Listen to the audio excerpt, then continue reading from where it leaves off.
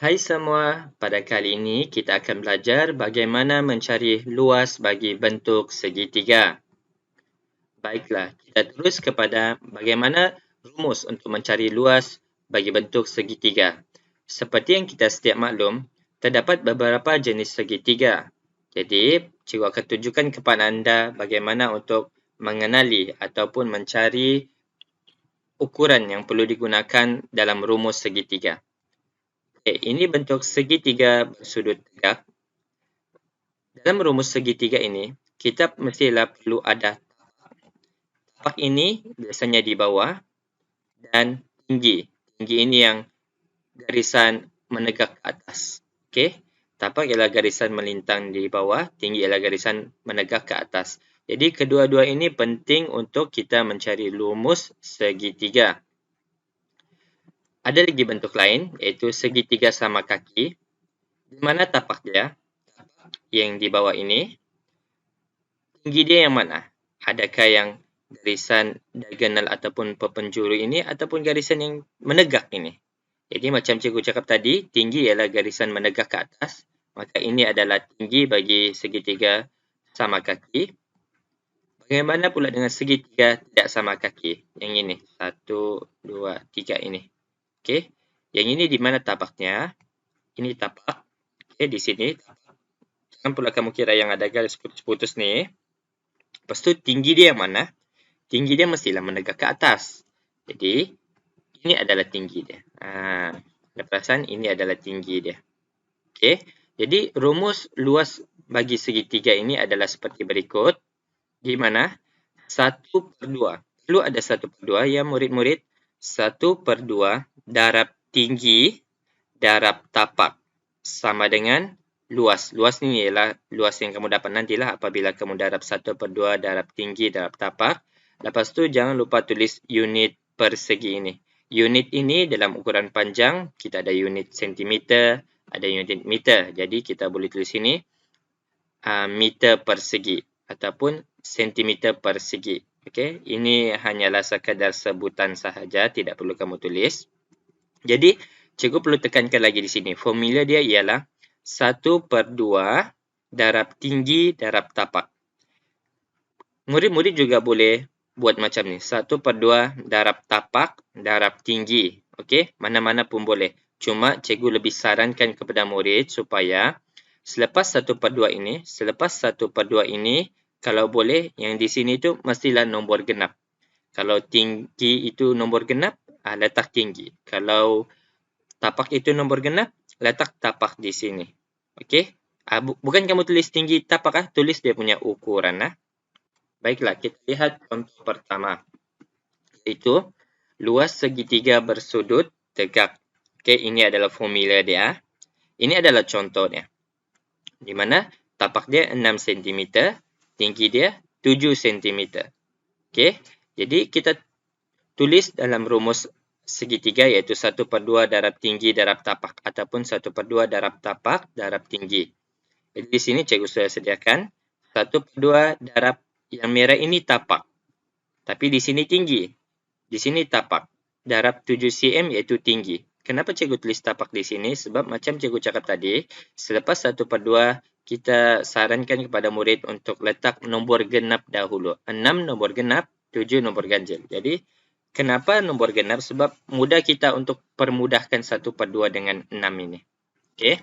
Jadi, langkah seterusnya kita permudahkan 1/2 darab 6 cm. Jadi, macam mana mau permudahkan? Okey, 1/2. Mana penyebut dia? Penyebutnya di bawah. Di bawah ini kita tukar kepada 1, iaitu 2. Macam mana 2 tukar kepada 1?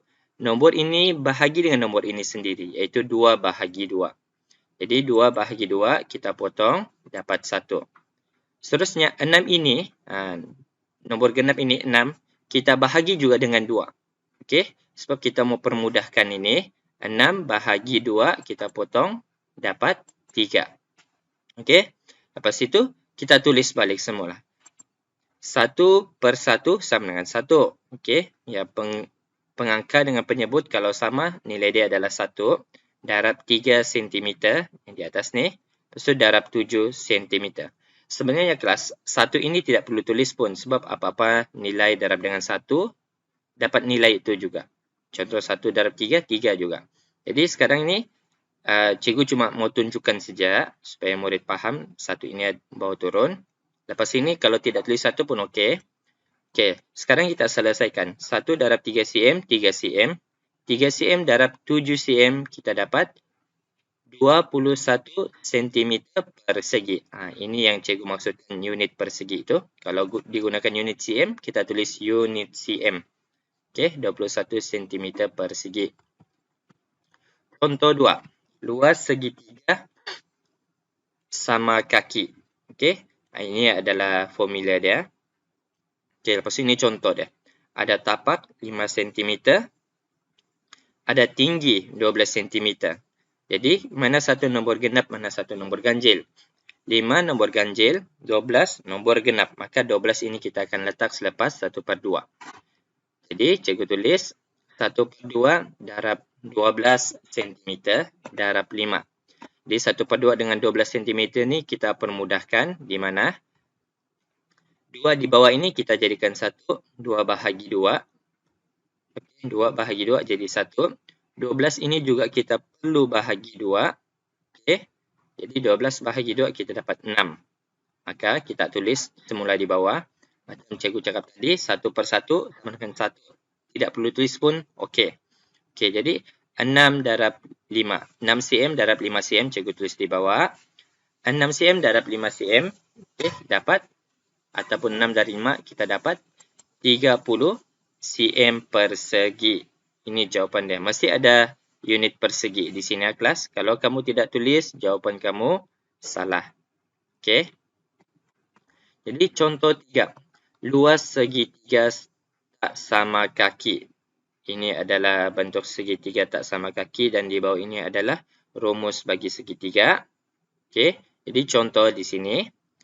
Okey, tapak dia 4 cm. Tinggi dia 10 cm. Mana satu nombor genap, mana satu nombor ganjil? 4 nombor genap, 10 nombor genap. Jadi tiada nombor ganjil. Jadi kalau di sini murid-murid boleh letak saja mana-mana yang selepas 1/2 itu sama ada 10 cm kah ataupun 4 cm. Jadi kita tulis 1/2 darab 10 cm darab 4 cm. Jadi 1/2 darab 10 ni kita permudahkan. Jadi 1/2. 2 ini kita bahagi 2 sama dengan 1. 10 ini kita bahagi 2 sama dengan 5. Lepas tu kita tulis 1/1 yang sama dengan 1. Tidak perlu tulis. 5 cm darab 4 cm. Jadi 5 darab 4 kita dapat 20 cm persegi. Jadi sekian saja pembelajaran pada kali ini. Cikgu harap murid dapat belajar sesuatu dengan penerangan ini. Terima kasih.